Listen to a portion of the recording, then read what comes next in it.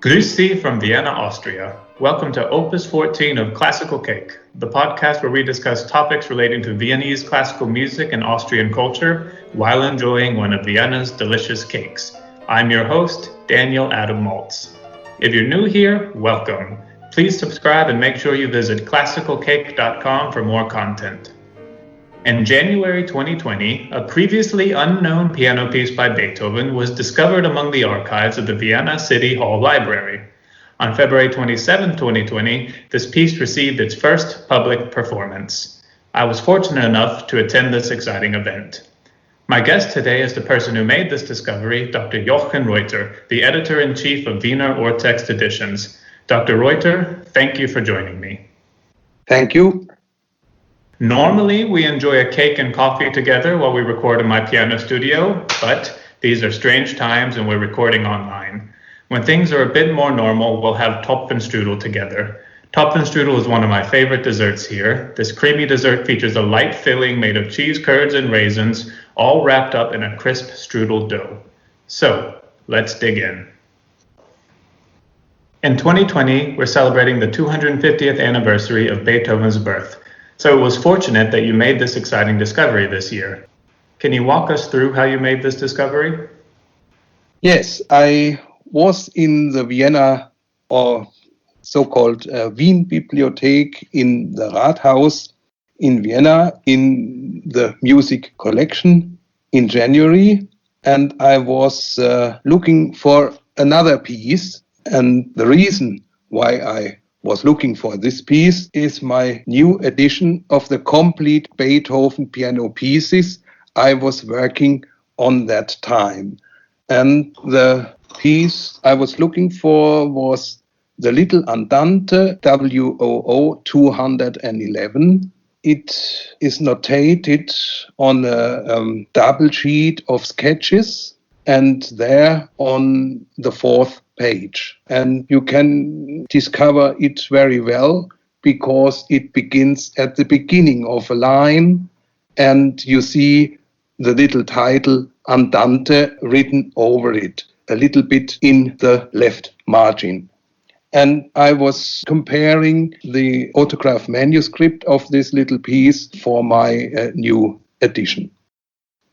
After I have finished my work on WOO 211, I went through the whole sketch sheet, the B folio of sketches, and because it is very interesting. This sheet contains very different range of notations. You have sketches for piano music, sketches for orchestral music, you have sketches for songs, you have finger exercises and also exercises in the thorough bass. And among these different kinds of pieces, I found on the first page a piece that starts at the end or near the end of a line, and I went through and saw there is a melody line notated without interruptions to the end,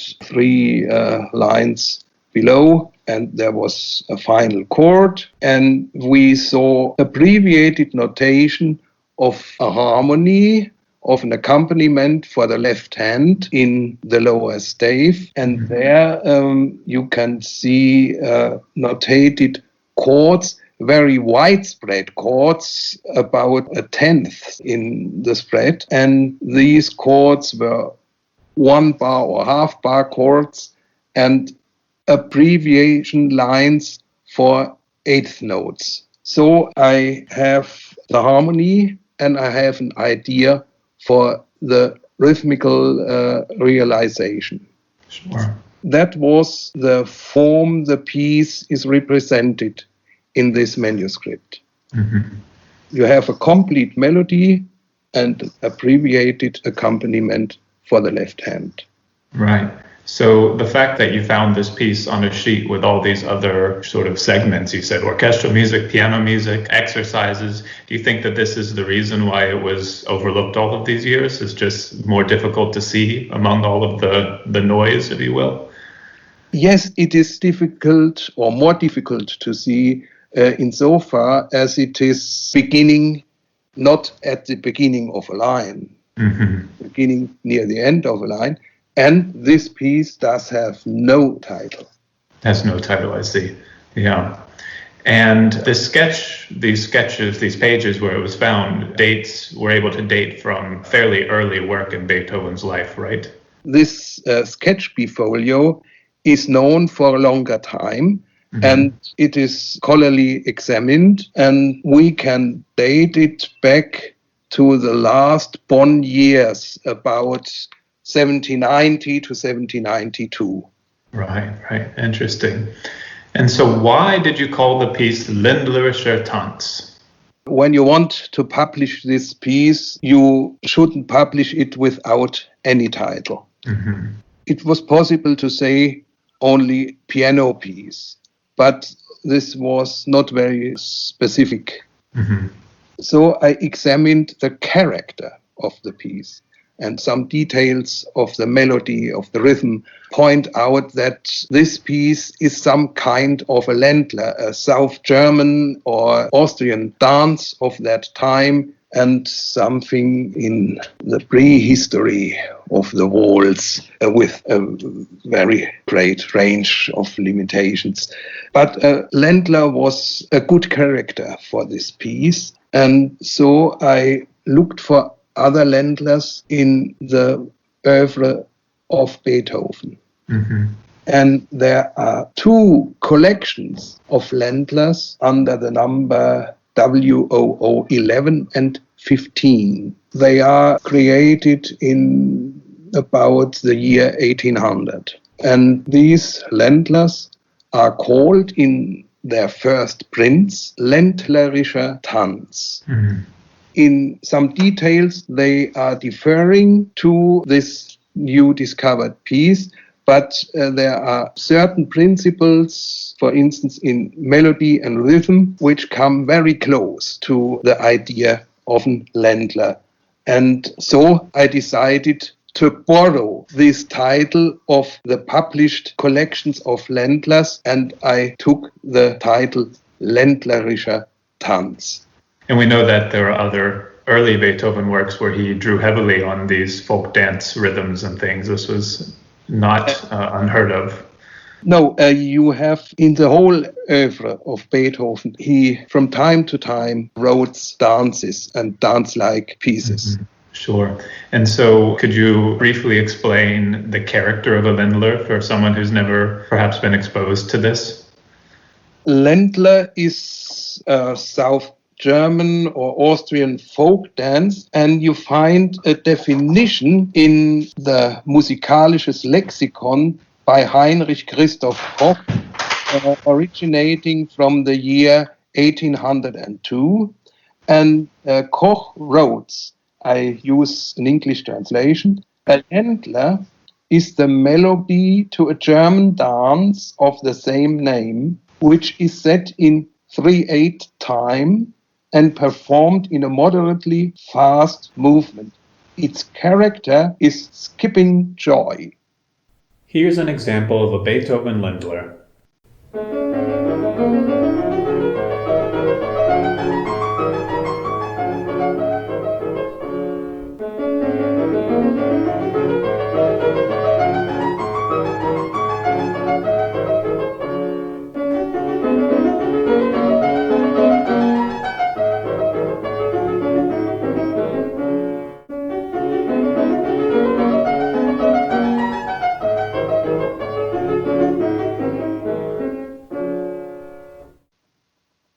And there was one problem.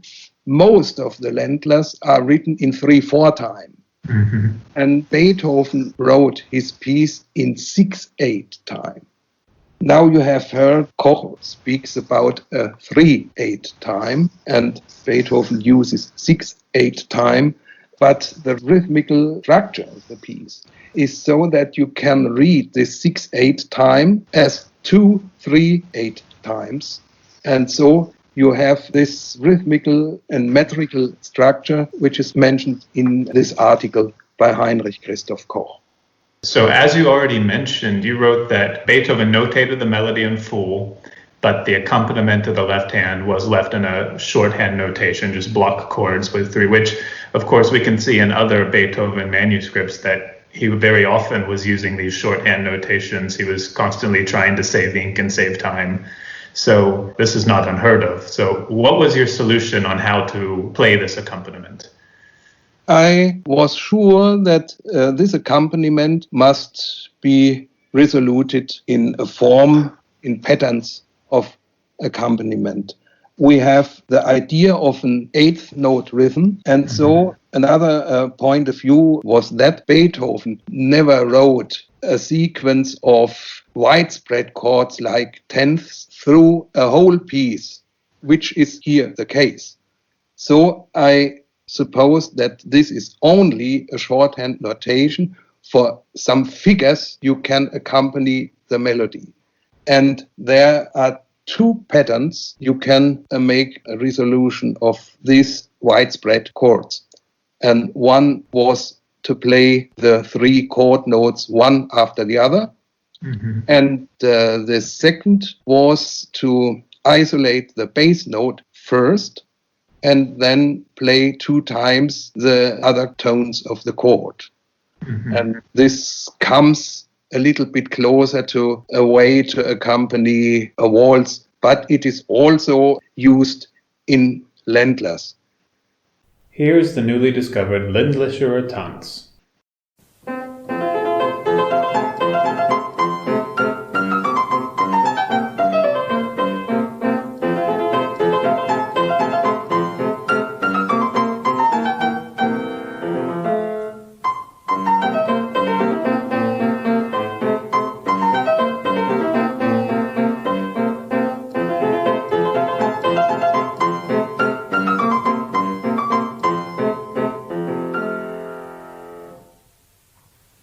So can we assume that this new piece will be given a WOO catalog number in your new edition, perhaps? That's not my decision, but this will decide scholars of, for instance, the Beethoven House in Bonn, or these scholars who were working on the new Beethoven work catalog. And I think this piece will get one of the first three numbers in the WOO sequence. Can you quickly explain the difference between the Beethoven pieces that have one of these WOO numbers we've talked about versus a proper opus number? Yes, we have two kinds of works in the Beethoven oeuvre, one bearing an opus number and the others with no opus number. And all pieces which are bearing not an opus number were listed as WOO works without opus numbers, in German Werke ohne Opuszahl. Beethoven started to give opus numbers to his works in his early Vienna period. He opens his official work with his three trios, opus 1, followed by the three piano sonatas, opus 2. And I will say the more official works bear an opus number, but that is not a qualification.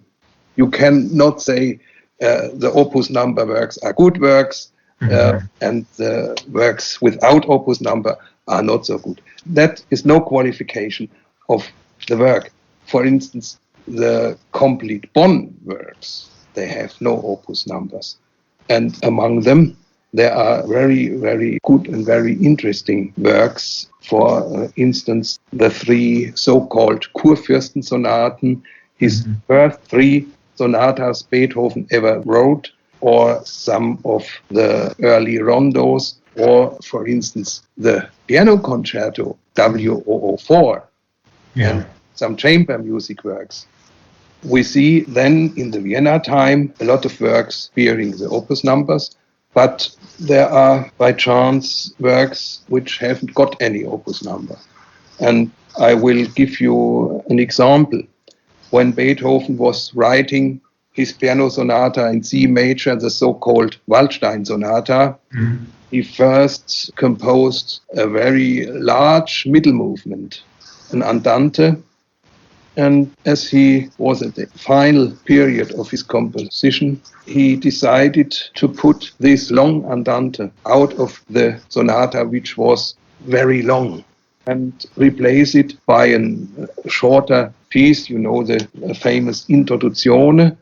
And he published the sonata with this short Introduzione as a slow movement. But the andante he published separately at the same publishing house as Andante, in later often called Andante Favori. And you see the sonata as an opus number, the separate publication of the Andante Favori doesn't have anyone. Yeah, that's a very interesting story of this Andante Favori. It's very difficult, I think, something as massive in the piano repertoire as the Waldstein Sonata. Most pianists will play this piece, or at least encounter this piece, and then we tend to hear these things as set in stone, but it's hard to imagine that Beethoven had a completely different idea at one time for how this piece would play out. Mm-hmm. Mm-hmm. Yeah. An excerpt from Andante Favori.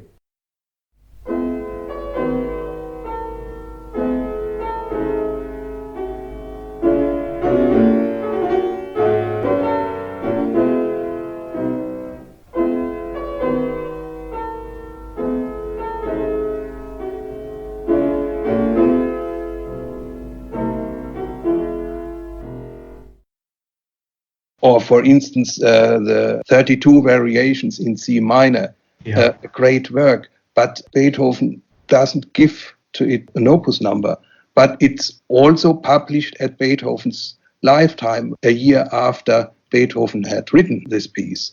And among the WOO pieces, there are, of course, pieces Beethoven never published. And among these is also the famous For Elise. Mm-hmm. Beethoven himself never published this piece. It was first published in a book of letters by Beethoven in the 1860s. And on the other side, some pieces bearing an opus number are not published at Beethoven's lifetime. One very famous work of this is the Rondo a Capriccio, better known as The Rage Over the Lost Penny, which is published for the first time in about 1830 by Diabelli. So yes, it's interesting to see how popular some of the pieces Beethoven didn't publish have become. Do you think that there are other Beethoven pieces out there just waiting to be rediscovered? That's a good question. I think you won't find the 10th Symphony or the Piano Sonata number 36, but little pieces like that may be undiscovered and, I would say, sleeping among sketches, among collections of Beethoven's exercises for counterpoint and so on. If you would go through these manuscripts systematically, I won't rule out that there is the one or other piece to be found. It is exciting to live in a time where there are still discoveries to be made regarding the lives and output of these great composers. Thanks, Dr. Reuter, for sharing this classical cake with me. Thank you. And thanks to you listeners for tuning in. If you enjoyed this episode, please like it and tell me your thoughts on today's topic in the comments below. If you haven't already, please subscribe. I'm Daniel Adam Maltz. See you in Vienna. Auf Wiedersehen.